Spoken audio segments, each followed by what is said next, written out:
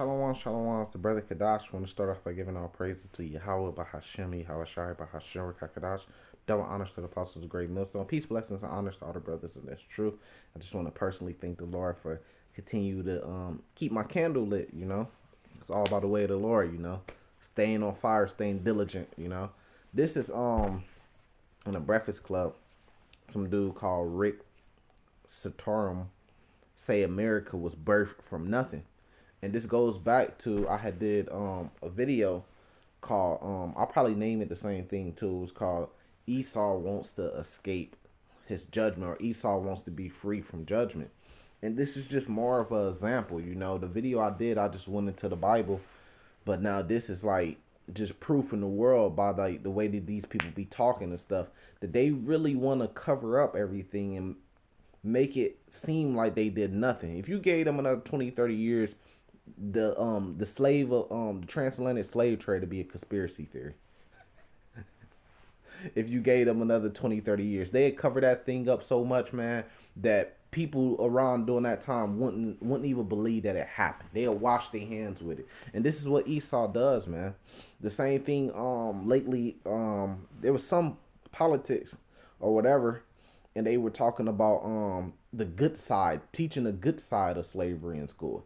And you know what that means? That means that they're not going to teach none of the bad things, and they're going to teach the good things. And years after years go by, people are going to go by thinking that slavery wasn't as bad as it was. That's what they mean when they say teaching the good things. It's indoctrination, man. And it's just wild. This is, since they did bring up the Native Americans and God, this is Genesis 49. Verse 19, it says, Gad, a troop shall overcome him, but he shall overcome at the last. We know who overcame the Native Americans, but it says that Gad shall overcome at last, meaning that they're not going to escape that judgment that they're trying to cover up, that they want to be free of. They're going to get judged, and Gad is going to be a big part of that. So let's let this play. To a former U.S. Senator from Pennsylvania named Rick Santorum. You might know Rick Santorum. He's 62 years old. He served in the Senate from 1995 to 2007. He's a commentator on CNN, okay? Rick is a white man, ladies and gentlemen. A white man who was speaking to a conservative group called the Young America's Foundation. That scares me, by the way. It scares me because the Young America's Foundation is a conservative youth organization whose stated mission is ensuring that increasing numbers of young Americans understand and are inspired by the ideas of individual freedom, a strong national defense, free enterprise, and traditional values. Nothing wrong with being conservative, but the last president has blurred the lines between being a conservative and a white supremacist. Or maybe the last president pulled the combed hoods off conservatives and revealed them for the white supremacists they are. I don't know. I just know when I see guys like Rick Santorum in front of a group of young kids, I know that he is instilling in them a set of values and ideologies that many of us have been wishing died off a long time ago. Okay, folks say it all the time. All we have to do is just sit around and wait. And went to the past and gave young Biff the sports almanac. Okay, that's what I see when I see guys like Rick Santorum talking to an organization called the Young America's Foundation. He is just passing along that old white supremacist playbook. Run these plays, kids. Complex is by erasure. Okay, simply don't give any other race credit for anything. In fact, don't even acknowledge lower caste as human, and tell young white kids that white people in America built everything and every other race is lazy animals who deserve to be beneath them in the caste system, and voila, whiteness will continue to rule everything around me. You think I made all that up just now, huh? You don't think Rick Santorum or any other white person would dare teach that to a child? Well, that's what audio clips are for, ladies and gentlemen. This is Rick Santorum talking to the Young America's Foundation last Friday. I don't know of any other country in the world that was settled predominantly by people who were coming to practice their faith. They came here because they were not allowed to practice their particular faith in their own country, and so they came here mostly from Europe, and they set up a country that was based on Judeo-Christian principles, 10 Commandments, and the teachings of Jesus Christ. That's what our founding documents are based upon. It's in our DNA. If you think of other countries like Italy and Greece and China and Turkey and places like that, they've all sort of changed over time. And their culture has sort of evolved over time. But not us. We came here and created a blank slate. We birthed a nation from nothing. I mean, there's nothing here. I mean, yes, we have Native Americans, but there isn't much Native American culture in American culture.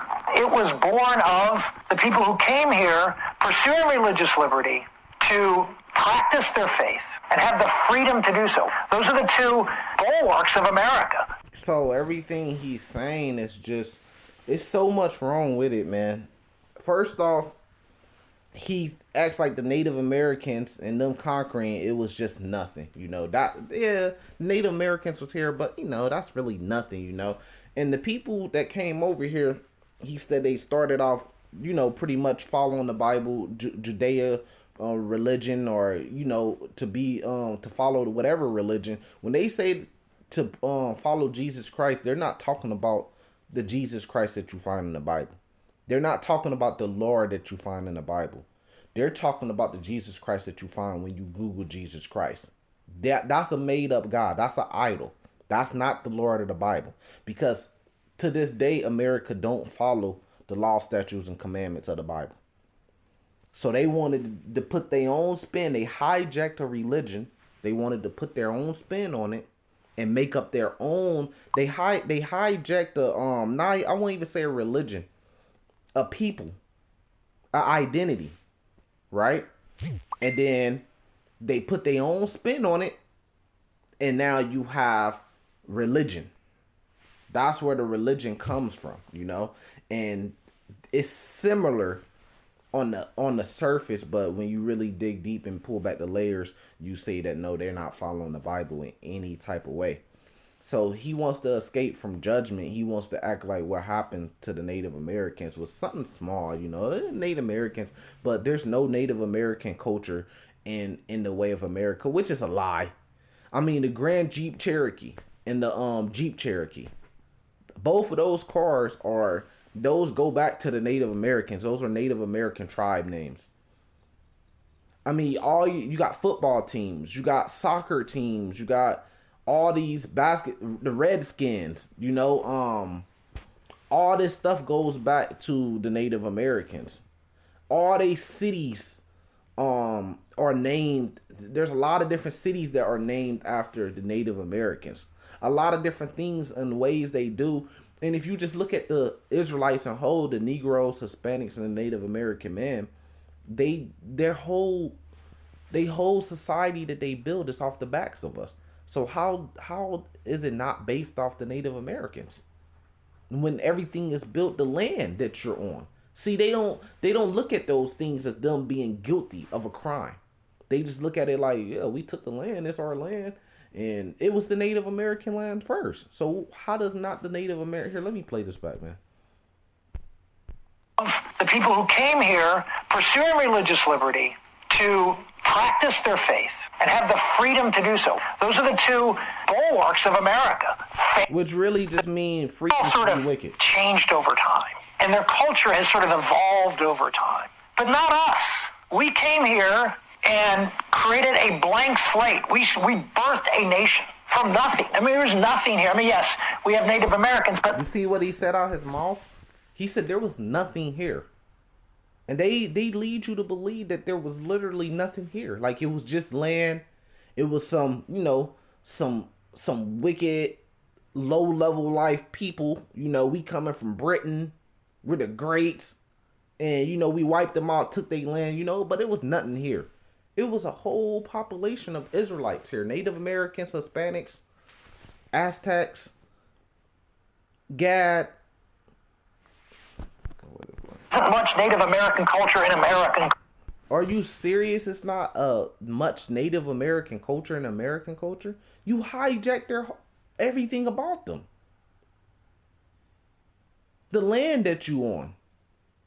The way that y'all were able to survive by the Native Americans trusting their enemies, which if they was following the Bible, they would have knew not to trust their enemy. And they would have knew exactly who Esau was when he was coming. But this was all way of the Lord. But what are you talking about? Ain't that what the whole Thanksgiving thing is about? They made treaties with y'all and y'all went back on all the treaties and sabotaged them and backstabbed them. Man, that's crazy for them to say that. A lot of their holidays and stuff, man, that's crazy. But they want to be free from. They want to be free from that judgment. You know, this is Job chapter 11, verse 20. It says, "But the eyes of the wicked shall fail, and they shall not escape, and their hope should be as the giving up of the ghost." So they gonna fail, man. But the point is, it says, and they should not escape.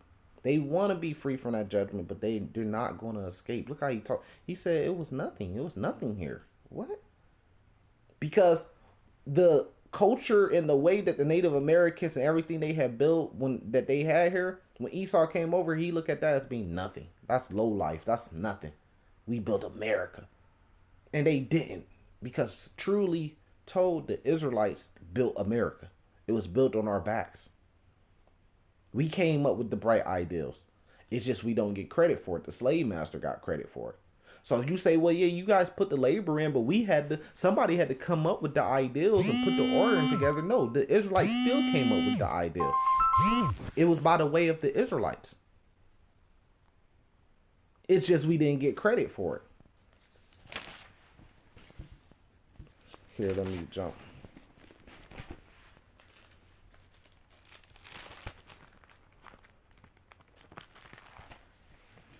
Proverbs chapter 11, verse 21. It says, though hand join in hand, the wicked should not be unpunished, but the seed of the righteous shall be delivered. The wicked is not going to go unpunished. They're going to be punished for those things, man. And here I'll leave it out. I'll leave it out with this one, man, because they wanna be free from that judgment so bad, man. They don't give credit where credit is due. They want to take all credit for everything, but they whole thing is a lie and everything's fake. The man of sin gonna be revealed, man. You think they great? Like, look at his teeth. You say, man, look, Esau is so great. Look, he's grown. Look how perfect his teeth look, even at an old age. And then you find out that most of his teeth is probably fake. Everything behind Esau is fake, man. It's all looks and illusion. It's smoke and mirrors. This is Isaiah chapter 14.